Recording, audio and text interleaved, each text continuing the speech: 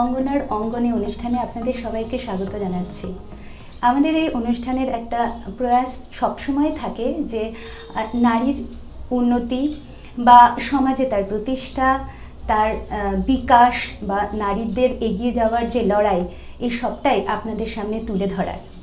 আসলে সমাজের একটা বড় অংশ জুড়ে রয়েছে এই নারী শক্তি। তাদের বিকাশই কিন্তু সমাজের বিকাশ। সেই জন্য একসময় স্বামী বিবেকানন্দ বলেছেন যে সেই সমাজের উন্নতি তখনই সম্ভব যদি সেই সমাজের নারী শক্তির উন্নতি হয়। আজ এত বছর পরে আবার সেই জায়গাটা কিন্তু ফিরে দেখার সময় এসে গেছে।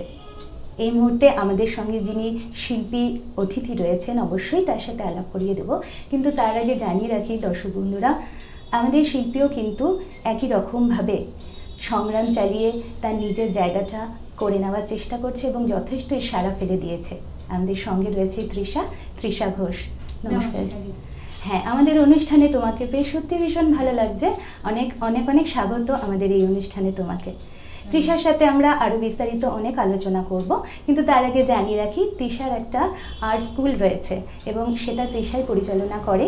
কিন্তু আমাদের আজকে যেখানে আমরা আলোকপাত করব সেটা হলো এই আর্ট স্কুলের পাশাপাশি তৃষা কিন্তু একটা হস্তশিল্পের কর্মশালা শুরু করেছে। আজকে আমরা সেই দিকটাই সবচেয়ে বেশি নজর দেব। চলে যাই তৃষার কাছে। তৃষা, যেটা বলছিলাম যে আমরা তো জানি তোমার একটা আর্ট স্কুল রয়েছে, সেটা অনেক দিন ধরেই চলছে, কিন্তু তার পাশাপাশি তুমি যে এই নতুন একটা ভাবনা চিন্তা শুরু করেছো আর সেটা একটা জায়গায় পৌঁছে গেছে কিন্তু খুব অল্প সময়ের মধ্যে, সেই জায়গাটা একটু জানবো যে হঠাৎ করে কেন একটা নতুন চিন্তা ভাবনা শুরু কেন আসলো? আমি আজকে অনেক বছর ধরে আর্ট স্কুল চালাচ্ছি। বাচ্চাদের নিয়ে আমার চলা ওঠা বসা, আমার ছবি আঁকার পাশাপাশি বাচ্চাদের শেখানোই আমার ভালো লাগে। আচ্ছা। তো এটা করতে করতে আমাকেও সব গার্জেনরা মারা বলতো যে তৃষা তুমি আমাদেরও শেখাও, আমরাও শেখাও। কোনোদিন এরকম ভাবে চিন্তা করিনি যে ওদের নিয়ে আমি কি করাবো। আমি এখন এত ছোট বা যাই হোক, ওরা আমার থেকে অনেক বড়। তো এরকম করতে করতে তো একজন দিদি আমাকে বলছে তৃষা তুমি ফেব্রিকটা আমাকে শেখাবে। আচ্ছা। তো আমি বলছি হ্যাঁ দিদি, আর একা করে শেখাবো, ঠিক আছে, আমাকে কিছু মানুষ বলেছে। সেই টাইমে আমাদের আজ কিছু কিছু মেলা বসে মহিলাদের নিয়ে বিভিন্ন জায়গাতে, যেমন পূর্বাশাতে হচ্ছে, চিলড্রেন্স পার্কে কিছুদিন আগে হয়েছে। ওখানেও আমার মানে স্টুডেন্টের মাই একজন আমাকে বলছে যে তৃষা এরকম একটা স্টল খালি আছে, তুমি তো অনেক কাজ করো, তুমি একটা স্টল দাও। আচ্ছা। তো আমি হঠাৎ করে বলবে কেউ কি দেব, কি নিয়ে যাব, আমার কাছে হ্যান্ডস নেই বা কিছু, আমার এটা একটা ভালো অপরচুনিটি ভেবে আমি কিছু করতে পারি না। যে দিদি ঠিক আছে, এই বছরটা আমি পারবো না, নেক্সট ইয়ার আমি তোমার সাথে আমার সাথে মানে যোগ দিয়ে আমি কিছু করতে চেষ্টা করব। তখনই মাথায় আসে, তখনই হলো যে আমার এত গার্জেন, এত মানুষ, আমি কেন ওদেরকে কিছু করাচ্ছি না, আমার পাশাপাশি কেন ওদেরকেও একটু টেনে আনছি না। অনেকেই হাউসওয়াইফ, অনেকেই বা জব করছে, তারপরও এটা ছবি আঁকা বা কিছু বানানো এটা নিজের মনটাকে ভালো করে বা নিজের অবসর সময়টাকে কাজে লাগায় বা নিজের সারাদিনের ক্লান্তির পরে কাজটা করলে মনটা একটু হালকা হয়। তো ওই সব ভেবেই আমি আমার বা স্টুডেন্টের এদেরই ইনভলভ করে শুরু। তাহলে এইভাবেই শুরু হওয়া তোমার এই অভিযান, যেটাকে আমরা বলি। আচ্ছা, যেটা বলছিলাম তোমার এখানে কি কি তুমি শেখাও? শেখানোটা প্রথমে আমি চিন্তা করে নিয়েছি যে একটা কিছু নিয়ে বসে থাকবো না, যে একটা কিছু বা করবে আর সময়টা কিভাবে আমি ওদেরকে ইউটিলাইজ করব, কি শিখলে এখনকার টাইমে ওরা এটাকে কাজে লাগাতে পারবে বা যেটা বেশি চাহিদা এখনকার। তো এটা ভেবে আমি ফেব্রিক পেইন্টিং এর সাথে সাথে গয়না বানানো শুরু ভাবলাম। এখন গয়নাটা সব শাড়ির সাথে মেয়েরা খুব পরে, বিভিন্ন মানে ম্যাচিং করে এক এক দিন এক একটা শাড়ির সাথে পরতে হয়, আর এখন ভীষণ মানে দামও বেশি অনেক। তো ভাবলাম যে এগুলো তো আমি পারি, তো এগুলো দিয়ে দেখি কি করা যায়। সেমন ভাবে আমি কোনোদিন বানিয়ে এটা বিক্রি করতে চাইনি, কেন জানি না, আমার ছোট বললাম তো আমি বাচ্চাদের। কিন্তু তুমি এইগুলো নিয়ে সবসময় ছিলে, নিজেরটা নিজে করতাম, মানে কিছু মানে বিশেষ করে এটা সেল করা বা এটা নিয়ে ভাবা এরকম কিছুই করি। তো তখন ভাবলাম যে আমি গয়না, বিভিন্ন রকমের গয়নাটা নেই আর ফেব্রিকটা নেই। আচ্ছা। তো এই দুটো নিয়ে আপাতত এখনো চলছে, বিভিন্ন রকমের গয়না আর সবকিছুতে ফেব্রিক পেইন্টিংটা আর কি। আচ্ছা, সবকিছুতে বলতে কি কিতে? ফেব্রিক পেইন্টিংটা যেরকম করাচ্ছি পাঞ্জাবিতে, ব্লাউজে, শাড়িতে, বাচ্চাদের ছোট ছোট জামাতে, আচ্ছা, এরকম আর কি। কাজ চলতে থাকে। আচ্ছা, এই যে তুমি বলছো যে গয়না বা ফেব্রিক পেন্টিং কাজ, এটা কি মানে জাস্ট ওরা শেখার জন্যই শিখছে, না এটা নিয়ে তোমরা আরো কিছু বাজারি পণ্য হিসেবে এগুলো বিক্রি করার কথাও ভাবছো, নাকি অর্ডার আসছে এরকম কিছু, মানে উপার্জনেরও কি একটা রাস্তা রয়েছে নাকি এর থেকে? এটা একটা ভালো কথা বলবো যে যারা যারা এখন অবধি যে কটা ব্যাচ করেছে ওদের নিয়ে আমি একটা মেলাও করে ফেলেছি, মেলা করে ওদের স্টল করে দিয়েছি, ওরা প্রত্যেকে কিছু না কিছু বিক্রি করেছে। আর পাশাপাশি যখন ওরা নিজে ফেসবুকে দিচ্ছে ভালো অর্ডার পাচ্ছে, আর যারা নিজের জন্য করছে ওরা তো নিজে পড়ে পড়ে বিভিন্ন জায়গায় যাচ্ছে, সুনাম পাচ্ছে, আমারও ভালো লাগছে দেখে, ওই রকম আর কি ভালো অর্ডার পাচ্ছে টুকটাক, মানে একটা ব্যবসায়িক দিকও রয়েছে। হ্যাঁ হ্যাঁ হ্যাঁ অবশ্যই রয়েছে। ওকে, আর যেরকম তুমি যেটা বললে তোমার স্টুডেন্টসদের মাদের নিয়ে, অভিভাবক মানে মায়েদের দিয়ে শুরু করেছো, তো সেই ক্ষেত্রে তো অনেক সময় যারা চাকরিজীবী তাদের জন্য এটা একটা ভালো লাগার জায়গা, কিন্তু যারা হাউসওয়াইফ রয়েছেন বাড়িতে শুধু সংসারটাই দেখে যাচ্ছেন তাদের কাছেও কিন্তু এটা একটা বড় অপরচুনিটি, তাই না? যে তারা এটা বিক্রি করে তারা এটা থেকেও একটা জীবিকার জন্য এটা ইউজ করতে পারবে, সেটাই কি? এইটাই একদমই, আমি এটাই আমি প্রথমে সত্যি আশা করতে পারিনি। আমি বলছি যে যারা চাকরি করছে, যারা একটা ভালো জায়গায় রয়েছে, ওরাও আমার কাছে এসে কোনোদিন বলবে যে যেটা শিখবো, এটা আমার কাছে অনেক বড় পাওনা দিদি। কারণ আমি এটা মানে একটা হাউসে আমি যেমন এখনো মানে চাকরি বাকরি তেমন করছি না, তো আমি এটা নিয়ে আছি ঠিক আছে, কিন্তু সারাদিন চাকরির পরে কেউ এসে বলবে যে শিখবো বা এটা নিয়ে নিজের জন্য করবে, আমি এটা ভাবতে পারিনি। তো এরকম অনেকেই আমার কাছে এসেছে এখন অব্দি চাকরি করেন, আর শুধু আমার গার্জিয়ানের মধ্যে সীমাবদ্ধ নেই এটা, আমি এটা ফেসবুকে আমার পেজে দিয়েছি, পরে বাইরেরাও এসেছে, বাইরের 2-3 জন অনেকজন গার্জিয়ান মানে মহিলারা এসে আমার কাছে শিখেছে বা সামনেও শিখবে। হ্যাঁ, এই যে তুমি বললে যে আরো অনেকে সাড়া দিয়ে এসেছে, এই ক্ষেত্রে একটা কথা মনে পড়ছে, এটা তোমার কতদিন ধরে চলছে, মানে শুরু করেছো কতদিন হলো? বেশি দিন একদমই না, 2-3 মাস ধরেই চলছে। এখন আমার মাত্র নেক্সট মানে 4th ব্যাচটা আমি শেষ করেছি। যে মাত্র 2-3 মাসে এত সুন্দর রেসপন্স পাওয়া, এটা অনেক বড় ব্যাপার। এটাই আমাকে খুব এপ্রিশিয়েট করছে সবাই, অনেক মানুষ আমার সাথে এসে যোগাযোগ করছে, ভালোই রেসপন্স পাচ্ছি আমি এটাতে। আচ্ছা, আর এই যে তোমরা ম্যাটেরিয়ালগুলো দিয়ে কাজ করো, সেগুলো কি তোমার এই লোকাল এরিয়াতেই আমরা পাবে নাকি আবার বাইরে থেকেও আনতে হয়, এটা এক্সপেন্সিভ হয়ে যায়? না না না, জিনিসগুলো যেগুলো আছে এখানেই পাওয়া যাচ্ছে, এখান থেকে সবাই নিচ্ছে। যেগুলো পাচ্ছে না এখন তো অনলাইন সবাই একটা বাইং করেই থাকে, যে ওখান থেকে নিয়ে আসছে, বা যেটা আসতে দেরি হবে আমি কিছুটা এনে রেখে দিচ্ছি। আমি প্রথম ব্যাচেগুলোতে যেটা থেকে দিই, তো ওদের অ্যাড্রেস দিয়ে দিলে ওরা নিজে থেকে নিয়ে এসে, হ্যাঁ, আর এত এক্সপেন্সিভও না জিনিসগুলো যেগুলো দিয়ে বানানো হয়, যাতে মানে খুব সহজে মহিলারা কাজটা করতে পারে কোনো এক্সপেন্স ছাড়া। তো এটার জন্য আমি চিন্তা করি যে কত কমে ওরা ইজিলি কিছু ওয়েস্ট ম্যাটেরিয়ালই ধরো না, এগুলো ইউজ করে কি করে একটা নিজের জন্য একটা বানাতে পারলো, বা এটা বিক্রি করলো মানুষ যাতে এটাকে পছন্দ করে নিতে পারে, এটা আমি খুব চিন্তা করি। আমি এটা নিয়ে খুব বলতে গেলে হোমওয়ার্ক করতে থাকি, রোজ ঘাটতে থাকি যে ওদের কি দেব, কি সহজ করে, কি ইজি প্রসেসে বা কত কম খরচায় করা যায়, এটা আমার একটা রুটিন হয়ে গেছে আপনাদের সাথে। হ্যাঁ, যতটাই কম খরচায় করা যাবে মনে হয় ততটাই তোমরা যখন ওটা বাজারজাত দ্রব্য হিসেবে বিক্রি হবে সেটা ততটাই কম প্রাইসে রাখতে পারবে, যেটা লোকের কাছে পৌঁছতে পারবে সহজে। বেশি এক্সপেন্সিভ হলে তো সেটা আবার একটু কঠিন হয়ে যাবে। আর আরেকটা জিনিস কি, ক্লেটা বেশি একটা দাম না, কিন্তু ক্লেটা হাতের কাজ, এটা ওদের ধরতে হয়তো বা সময় লাগছে বা কিছুটা ফিনিশিং ওরা কাজ করতে পারবে, কিন্তু এছাড়াও মানে আমি যেটা বললাম ওরা ওয়েস্ট মেটেরিয়াল ইউজ করে কিন্তু ভালো ভালো কাজ করছে, যেটা দেখবে তুমি সামনে। আমি একটা ব্যবস্থা রেখেছি ওদের কাজ দেখানোর, ওরা যখন দেখাবে তখন আমি বলবো যে মানে কত কম খরচা বা কিভাবে ওরা এটা কালেক্ট করে বানাচ্ছে, এরকম আমি তোমাদের দেখাবো। তাহলে এটাই বোঝা গেল যে মানে কারোর যদি ইচ্ছে থাকে, মানে করার একটা ইচ্ছে, শৈল্পিক চেতনা যদি নাও থাকে কিন্তু ভালো লাগার একটা ইচ্ছে থাকে, তাহলে কিন্তু এই রকম কাজ শেখা যায় তোমার কাছে এসে, তাই তো? মানে আমি বলতে চাইছি যে আমাকে এই বিষয়ে যে সঠিক নলেজ থাকতে হবে তা নয়, সেটা তো তোমার কাছ থেকেই জানতে হবে, কিন্তু ভালো লাগাটা থেকে আসলেও চলবে। তাই না? আমি এখানে বলবো যে আমি সবাইকেই বলি দিদি তোমাদের ড্রয়িং জানতে হবে এরকম না, বা ওরা যে করেছে হয়তো অনেক ছোটবেলায় করেছিল, যেটা মানে এখন কন্টিনিউ করে না, হচ্ছে না। তো আমি বলি যে দিদি তোমরা আসো, আমি ঘষে মেজে তোমাদের ঠিক করে নেবো। তো ওদের একটু ড্রয়িং দেখানো, তুলিটা ধরা, কালার দেখানো, এইটাই জিজ্ঞাসা করছি। হ্যাঁ, যে বা ফেব্রিক করতে গেলে পুরো ড্রয়িং জানতে হবে এরকম না, স্টেনসিল করে তুমি মানে একটা ছাপ নিয়ে তুমি এরকম করে করতেই পারো। তো ওদের ইজি প্রসেসটা দেখায় যাতে ওরা কাজটা এগিয়ে নিয়ে যায়, সহজে ধরে নিতে পারে। এটাই আমি জিজ্ঞাসা করছি, যেরকম অনেকের মধ্যে এরকম মনে হয় যে আমি একটা বয়সে চলে এসেছি, আমি নতুন করে কি শিখবো, অনেকে লজ্জাও পায়, ইচ্ছে থাকলেও এগিয়ে আসতে অনেকটাই লজ্জা পায়। সেই ক্ষেত্রেই তোমাকে এই কোয়েশ্চেনটা আমি করেছিলাম যে তাকে যে ওই ব্যাপারে নলেজ থাকতে হবে এরকম কোনো ব্যাপার নেই, কিন্তু ইচ্ছে থাকলে এসে তোমার কাছে সেটা সুন্দরভাবে সেটা সহজেই শিখে নিতে পারবে। হ্যাঁ হ্যাঁ, এরকম অনেক এজ দিদিরা আছে, মানে সংকোচের কোনো জায়গা নেই ওদের, বা বাড়ির থেকে। আর দেখছি যে খুব অ্যাপ্রিশিয়েট করছে, ওদের বাচ্চারা বেশি করছে দিদিদের, যে যাও মা এই কালারটা নিয়ে যাও, ওই কালারটা নিয়ে না, তুমি পারছো না।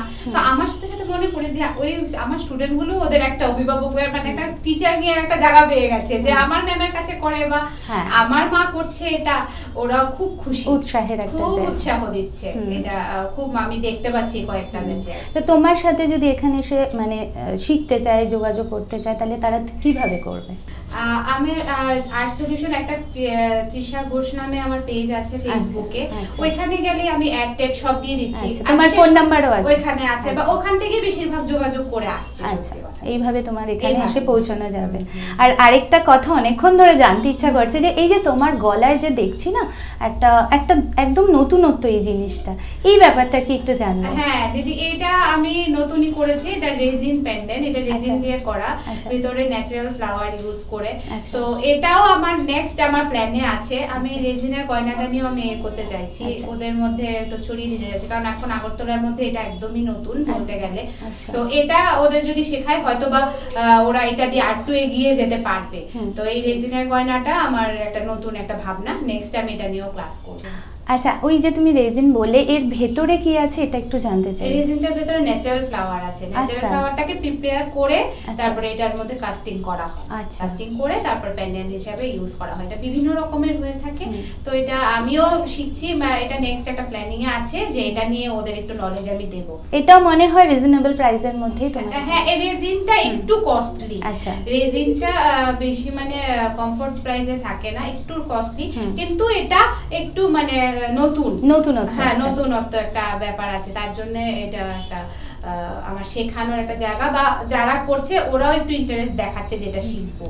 তো এটাই আমার নেক্সট প্ল্যান। তো আমরা তো একদম অনুষ্ঠানের শেষের দিকে এসেছি, একটু জানবো তাহলে। বোঝা যাচ্ছে তোমার কথা অনুযায়ী যে এখানে যারা অভিভাবকরা রয়েছে বা যারা তোমার কাছে এসে শিখছে, তারা প্রত্যেকেই কিন্তু আলাদা করে এইটাকে নিয়েই রুজি রোজগারের একটা মাধ্যম হিসেবে কিন্তু তারা এগিয়ে যেতে পারে, তাই তো? সেটা একটা খুব সুন্দর চিন্তা ভাবনা নিয়ে কিন্তু তৃষা এগোচ্ছে। এই জন্য আমি বলছিলাম যে খুব অল্প সময়ের মধ্যে, মাত্র 3 থেকে 4 মাসের মধ্যে তোমার কতগুলো কর্মশালা হলো? এই নিয়ে 4টা কমপ্লিট, 5 নাম্বারটা শুরু হবে।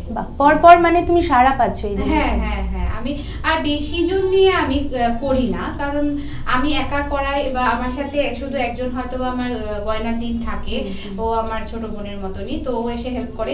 তো আমি বেশি জন নিয়ে পারি না, 6 থেকে 7 জনের বেশি আমি নিই না, তার জন্য হয়তো বা আমার একটু ব্যাচটা ছোট ছোট করে এগোতে পারছি আর কি। কিন্তু এইভাবেই চলছে। আরো 2টো ব্যাচের জন্য আমার বুকিং হয়ে রয়েছে। ভীষণই ভালো খবর। আর যেটা বলছিলাম আরেকটা, যে তোমার তো একটা চিন্তা ভাবনা রয়েছে আরো কিভাবে সামনের দিকে তাকাবে, কিভাবে এগিয়ে যাবে। তো সেই ক্ষেত্রে তোমার এটা তো তুমি শহরের মধ্যে তুমি করছো, এটা একটা সবাই সুযোগটা পাচ্ছে, কিন্তু এমন অনেক আছে যে ধরো শহরের বাইরে এরকম অনেক আছে যারা খুব উৎসাহী, কিন্তু তারা সুযোগটা পায় না। সেই ক্ষেত্রে তোমার কি কোনো পরিকল্পনা রয়েছে যে আমি বাইরে গিয়েও এগুলো শেখানোর চেষ্টা করব? অবশ্যই আছে, কারণ বাইরে উদয়পুর থেকে, বিশালগড় থেকে আমার সাথে যোগাযোগ করছে, তো ওদের পক্ষে এসে করা সম্ভব হচ্ছে না, আর আমার পক্ষে একা তো সম্ভব না। তো আমি যদি কেউ আমাকে সহযোগিতার হাত বাড়িয়ে দেয় বিভিন্ন জায়গা থেকে, তাহলে আমার এটা করতে সুবিধা হবে। আর আমি এরকম আস্তে আস্তে প্ল্যান করছি, যেহেতু আমার একটা বলতে গেলে একটা টিম আমি একটা অলরেডি বানিয়ে ফেলেছি, যারা শিখে গেছে ওরা আমার একটা স্ট্রেংথ বলতে গেলে। আমি ওদের নিয়েও আমি হয়তো বা সামনে বাইরে গিয়ে করার একটা একটু সাইডে সাইডে গিয়ে করার একটা চিন্তা ভাবনা আমি করছি।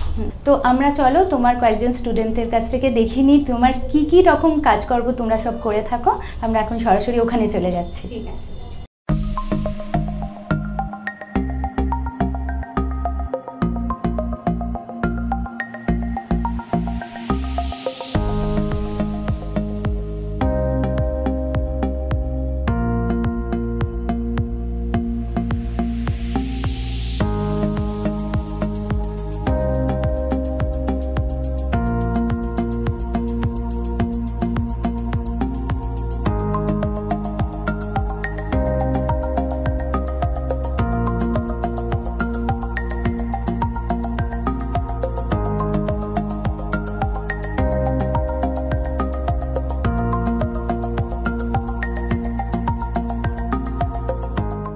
আমি সুস্মিতা চক্রবর্তী। তৃষা ম্যামের 6 দিনের ওয়ার্কশপে এসে আমরা এই কাজগুলি শিখেছি এবং করেছি।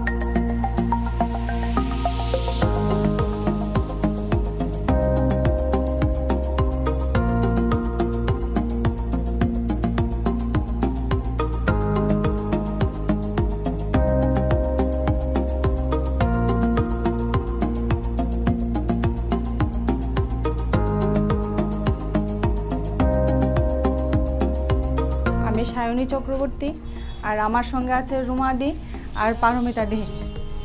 আমরা একসঙ্গে ওয়ার্কশপে কাজ করেছি। আমাদের কাজগুলো একটু দেখুন।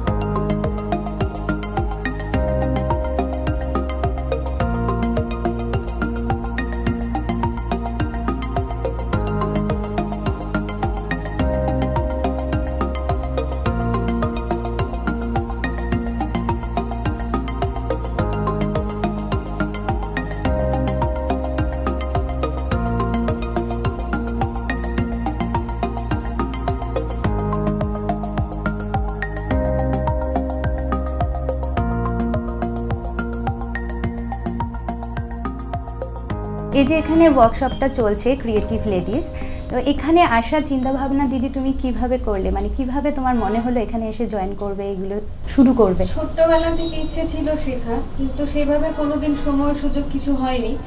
আর তারপর বিভিন্ন সময়ে শান্তিনিকেতনে গেছি বা অন্যদের দেখতাম, তো মনে হতো যদি আমিও পারতাম তাহলে এই জিনিসটা। তারপরে ভাবতাম যে অন্যরা করে, এটা আমার পক্ষে কোনোদিনই সম্ভব হবে না। তারপর আমার মেয়ে আসে তৃষার কাছে। তো এবার কি হয়, ছোট্টবেলা থেকে অনেকে শখ থাকে না, আমার একটা শখ ছিল যে আমি গান পারি না, আমি আঁকতে পারি না আর নাচতে পারি না, তিনটে জিনিস আমার ভীষণ আফসোস, যদি আমি শিখতাম। আচ্ছা। তো তো এবার তৃষার কাছে যখন আমার মেয়ে আসে, তো আমি ও কি করে করে, কিভাবে করে, এটা দেখতাম বসে বসে। আর অনেক সময় গয়নার যে রিলস গুলি থাকে না, অনেক সময় অনেক জায়গায়, সেগুলো দেখতাম। তো ভাবতাম ওরা কি করে করে, তো সেটা তো জানি না। এরপরে একটা সময় মনে হলো যে না, ওদের ডিজাইনগুলি আমার পছন্দ হচ্ছে না, আমি যদি পারতাম তাহলে আমি অন্যরকম করতাম, তো পারি না, তো অন্যরকম কি করে করবো। এর মাঝখানে একদিন তৃষার ওই ফেসবুকের মধ্যে, ফেসবুক তো এখন সবার মানে অনেক দরজা খুলে দিয়েছে আমাদের কাছে, তো ফেসবুকে দেখলাম যে ক্রিয়েটিভ লেডিজের একটা বিজ্ঞাপন চলছে, এবং টাইমিংসটা একদম আমার সাথে মেলে না। সাথে সাথে তৃষাকে ফোন করলাম যে আমি অবশ্যই করবো, টাইমিংস পাল্টাবো। বললো যে ফার্স্ট ব্যাচের বুকিং শুরু হয়ে গেছে, তো আমি সেকেন্ড ব্যাচে যারা মানে ওয়ার্কিং লেডিজ আছে ওদের জন্য আরেকটা ব্যাচ করছি, তুমি সেকেন্ড ব্যাচে আসো। এইভাবে জয়েন করা থেকে শুরু হবে। এই যে তুমি বললে আমি কখনো এরকম আর্টিস্টিক কাজ করিনি, কিন্তু তুমি এসে যে এত সুন্দর সুন্দর কাজ করেছো, এর পেছনে রহস্যটা কি? এত সুন্দর কাজ, তোমার যে কাজগুলো দেখছি আমরা অপূর্ব, সবারই কাজ ভীষণ সুন্দর। এই যে তুমি বলছো আমি কিছু জানতাম না, যে শিখেছো সবই কি ম্যাডামের কাছ থেকে? তৃষা শেখানোর ধরনটাই এত অন্যরকম যে প্রথম দিনেই মনে হবে ও মা এটা এত সোজা। এবং তৃষা কিন্তু সবটা যে ও করে দেয় তা নয়, ও একটা নিজে করে আর আমাকে বলে তুমি করো, সবাইকে বলে তুমি করো। দিনের শেষে আমরা আগে 3 ঘন্টার ক্লাস ছিল, প্রথম দিন যে কাজগুলি করে বাড়িতে নিয়ে গেছি, আমার মেয়ে বারবার বলছে কতটা তুমি করেছো, কতটা মিস করে দিয়েছো। এতটাই ম্যাচিউর, এতটাই মানে ঠিক আছে, প্রথম মানে যারা অভিজ্ঞ শিল্পী ওদের চোখে তো অনেক কিছু পড়বে, বাট আমরা তো সেরকম নই। আমার তো মনে হয়েছে আমি 100 পেয়ে গেছি। তৃষা এইভাবে শেখায়, তৃষা শেখানোর ধরনটাই আলাদা। নত 6 দিনে তুমি নিশ্চয়ই দেখলে অন্যদের কাজ, মানে অনেকের কাজ দেখে তো মনে হচ্ছে ওরা 3-4 বছর ধরে প্রফেশনালি কাজ করে, কিন্তু এরা সবাই কিন্তু এই 6 দিনের প্রোডাক্ট। আচ্ছা আচ্ছা দিদি, যেটা বলছিলাম যে এখানে তো এসে শিখেছো, এটা কতদিনে শেখা? তো 6 দিনে শিখেছি মনে হয়, মানে শেষ হয়নি, রেস্টটা থেকে যায়। কিন্তু তৃষা ম্যাম এত সুন্দর করে আমাদেরকে যত্ন সহকারে পড়িয়েছেন, এটা মানে খুবই আমরা ভাগ্যশালী। আর ছোটবেলা থেকেই শখ ছিল, আমি এমনিতে ঘরে করতাম পেন্টিং, ছেলে যেগুলো নষ্ট করতো ওগুলো দিয়ে করতাম। তো কিন্তু একটা এই যে জুয়েলারিগুলো সোশ্যাল মিডিয়াতে দেখে কীভাবে ইয়ে করে বুঝতে পারছিলাম না।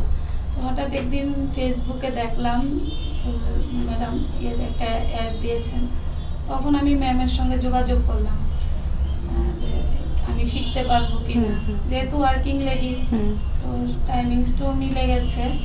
তো করলাম, করে তো এখান থেকে গিয়ে আবার ঘরের কাজকর্ম সেরে রাত 2টা-2:30 পর্যন্ত আবার জেগে কাজ করা, এতটাই নেশা, এটা নেশার মতো করলাম। আসলে আমরা যতদিন বাঁচি ততদিনই শিখি, শেখার কোনো শেষ নেই। আমি মনে করি আমি ছোট একটা বাচ্চার কাছ থেকে, আমি আমার স্টুডেন্টের কাছ থেকেও আমি শিখি অনেক কিছু। তো আর শিখার পর যে অভ্যাসটা, আমরা কি লিখে দিই, হোমওয়ার্ক করবে লিখে দিই না, অভ্যাস করবে লিখে দিই।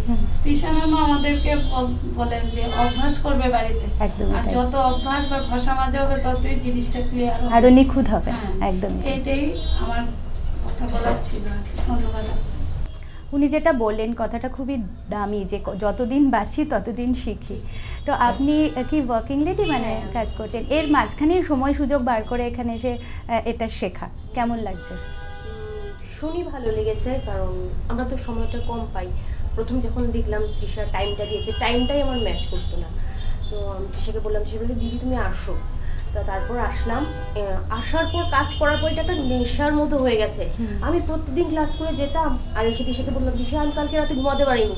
একটা সময় আমার হঠাৎ করে মাথায় মনে হচ্ছে আচ্ছা ওই ফুলটা যদি আমি ওরকম করে বানাই, ওটা যদি আমি ওরকম করে বানাই, মানে এত আনন্দ না, মানে আমরা তো প্রচন্ড ব্যস্ত থাকি আমাদের জীবনে, এটার মধ্যে এটা মানে একটা পজিটিভ ভাইব, পজিটিভ একটা ভাইব। মানে এরপরে আমি যখন কাজ করি, আমার মেয়ে আছে ছোট, ও আমাকে বলে মা এরকম করো এরকম করো। তারপর দেখলাম এখন মানে এখনকার দিনে তো ছেলেমেয়েরা মোবাইল নিয়ে ব্যস্ত থাকে, ও দেখেছি মোবাইলটা রেখে আমাকে এসে বলছে মা তুমি এরকম করে ফুলটা বানাও, ওটাতে ও কালারটা দাও, ইনভলভ হয়ে গেছে, ও মোবাইলটা থেকে দূরে চলে গেছে, মানে ভীষণ ভালো জিনিস। আচ্ছা এটা কি, এটা যেটা জানতে ইচ্ছা করছে সবার কাছে, যে এটা কি ভালো লাগা থেকে তো অবশ্যই করা, তার সাথে কি এটা কি একটু বাণিজ্যিকভাবে চিন্তা করা যায় যে এগুলো আমরা সেল করে আমরা কিছু ইনকামও করব? এটা তো এখনো সেরকম ভাবে চিন্তা করিনি। আচ্ছা, যদি সেরকম সময় সুযোগ পাই বা ইচ্ছা আছে, যদি আরো, এখন তো এখনো শিখছি, কারণ আমরা আমাদের যেটা আমরা যারা ওয়ার্কিং লেডি, আমাদের সময়টা তো খুব কম, আমাদের স্টকটা খুব কম। আচ্ছা, কেউ কেউ যদি জানতেও চায় যে আমরা বিক্রি করি, আমাদের কাছে তো সেই স্টকটাই নেই।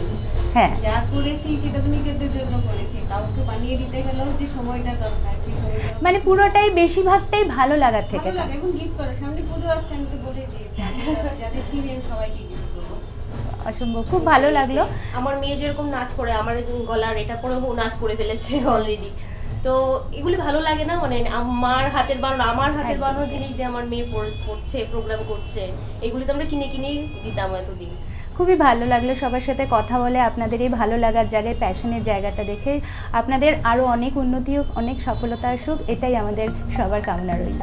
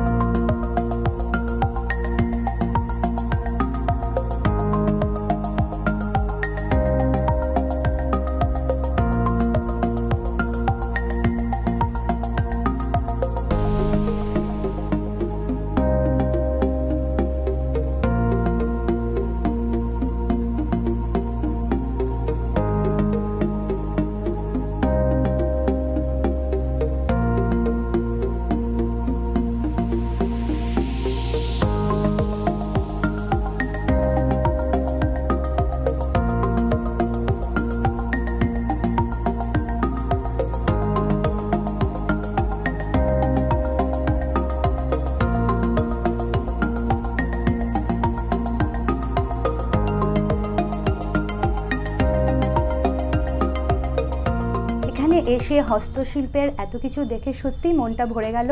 এত নতুন নতুন জিনিস সত্যি আমাদের একটা অন্য মাত্রায় পৌঁছে দিল। তৃষা এবং তৃষার সংগঠনে যারা সদস্যরা রয়েছেন তাদের সকলের জন্য অনেক অনেক শুভেচ্ছা, এবং তৃষার সামগ্রিক উন্নতি কিন্তু আমরা মনে প্রাণে চাই, কারণ তৃষার উন্নতি মানে তার সংগঠনের উন্নতি এবং তৃষার সাথে যারা জড়িত তাদের প্রত্যেকের উন্নতি। অনেক ধন্যবাদ তৃষা এখানে আসতে পেরে, আর তোমাকে আমাদের সঙ্গে এতটা সময় পেয়ে। খুব ভালো থাকবে, দেখা হবে আবার তোমার সঙ্গে। দর্শক বন্ধুরা, আপনারা যারা এতক্ষণ ছিলেন আমাদের সঙ্গে, আপনাদের সকলকে অসংখ্য ধন্যবাদ। দেখা হবে আমাদের অঙ্গনার অঙ্গনের আগামী পর্বে। সবাই ভালো থাকবেন, নমস্কার।